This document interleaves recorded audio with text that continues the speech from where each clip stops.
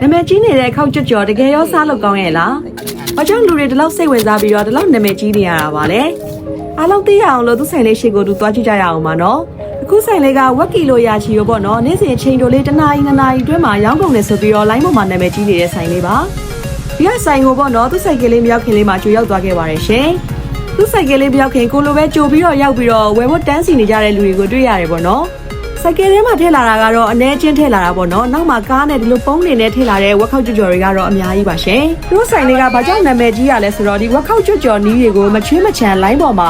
ပြောပြထားတဲ့ blog တွေကြောင့်မလို့နာမည်ကြီးရပါသူတို့စီကိုလာပြီးတော့ခွင့်တောင်းတဲ့ content creator မှန်သမျှကိုသူတို့ရဲ့ဝက်ခောက်ကြော်လုပ်နည်းတွေမှန်သမျှကိုရိုက်ခွင့်ပြုပါတယ်ရှင်အကြောင်းမလို့ online ပေါ်မှာ YouTube ပေါ်မှာဆိုရင်သူတို့ရဲ့ရုပ်ပုံတွေပါတဲ့ video တွေကအများကြီးကိုပြန့်နှံ့နေပါတယ်ဒီလို online ပေါ်မှာတအားကိုပဲသူတို့ကနာမည်ကြီးလာလေရောင်းအားကလည်းအရန်ကိုကောင်းလာလေအကုန်လုံးကဆက်နေတာပေါ့နော်ကိုမျက်စိရှိတနားရီကြော်လေးမှာပဲရောင်းပြီးတော့သူကကုန်ပြီးတော့အိမ်ကိုပြန်သွားပါပြီရှင်အောက်မှာကြံခဲ့တဲ့ဒီအကြီးလေးတွေကိုတော့သူရှင်းမသွားပါဘူးဒီအာဝူလေးကအများနဲ့လာရှင်းပေးပါတယ်တဲ့ရှင်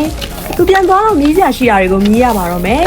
ဘာတွေဝယ်ထားလဲဆိုတော့သုံးတက်သားခောက်ကြော်ကိုဘတ်200ဘိုးဝယ်ထားပါတယ်ရှင်ပြီးတော့အမီးတစ်ချောင်းဝယ်ထားပါတယ်အမီးတစ်ချောင်းကိုဘတ်80ပေးရပါတယ်ရှင်ဒါကအမီးထည့်ထားတဲ့ဘူးပေါ့နော်ဒါကခောက်ကြော်ဘတ်200ဘိုးပါချက်ချင်းစားရင်တော့အကောင်းဆုံးပေါ့နော်အရန်ကိုပဲကျွတ်ရွနေတာပါပဲဒါကအမီးထည့်ထားတဲ့ဘူးပါရှင်အမီးကိုယ်တိုင်မှာကအစီမပါလို့လားမသိဘူးအမီးမှာကအစီမပါတော့နဲပါတယ်ရှင်ဒီမှာအသားတွေနဲ့အခောက်တွေနဲ့ကြီးပဲပေါ့နော်အမီးကတော်တော်စားလို့ကောင်းပါတယ်သူ့ရဲ့အခောက်ကလေအရန်ကိုပဲကျွတ်ရွနေပါတယ်ရှင်မြေယုံတဲ့ရင်ကိုပေါ့နော်ဘလောက်ကောင်းမလဲဆိုတာကိုခံမှန်းနိုင်ပါတယ်ရှင်ဒါကတော့ဝက်ခောက်ကြော်သုံးတက်သားဘူးပေါ့နော်အရင်တော့ကဒီဝက်ခောက်ကြော်ကိုပေါ့နော်ကြော်တဲ့အခါမှာအသားကိုပြုတ်တဲ့အခါမှာမိနစ်30လောက်ပဲပြုတ်ဆိုပြီးတော့တိထားခဲ့တာလေဒါပေမဲ့သူပြုတ်တဲ့အခါမှာတကယ်ကိုပဲ45မိနစ်တနာရီနီးပါးလောက်သူပြုတ်သွားပါတယ်ရှင်ဒါကြောင့်မို့လို့ဒီဝက်ခောက်ကြော်ကိုစားတဲ့အခါမှာပေါ့နော်သူဝက်ခောက်ကြော်ရဲ့အသားကလေအရန်ကိုပဲအိဆက်နေတာပါဒါလေးကတော့သူထူးခြားချက်ဖြစ်မယ်ထင်ပါတယ်ရှင်တခြားဝက်ခောက်ကြော်တွေရဲ့အသားလို့ပေါ့နော်မာမနေပဲနဲ့သူ့ရဲ့အသားလေးကလုံးဝကိုပဲနုညံ့ပြီးတော့အိဆက်နေပါတယ်အပေါ်ကခောက်ကကြတော့အရန်ကိုပဲကျွတ်နေတယ်အသားကကြတော့အိဆက်နေတယ်အဲ့နှစ်ခုလေးကလုံးဝကိုပဲ against ဖြစ်နေတယ်ပေါ့နော်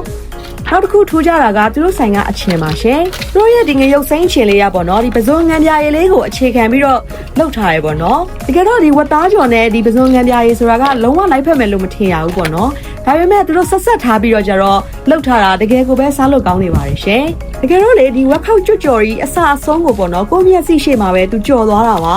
တကယ်ကိုမချွေးမချန်ပေါ့နော်ဘာမှကိုမချွေးမချန်မဲနဲ့သူအစအဆုံးကြော်သွားတာပါဒီလောက်ကောင်းမယ်ပေါ့နော်ဒီလောက်စားကောင်းမယ်လို့တကယ်ကိုမထင်မိပါဘူးရှင်အစအဆုံးမြင်နေတာပဲလိုက်လို့ကြည့်ရင်ရမလားလို့မေးရင်ပေါ့နော်လိုက်လို့ကြည့်ရင်ရတော့ရနိုင်တယ်ဒါပေမဲ့သူ့ရဲ့မီးချိန်စားတွေ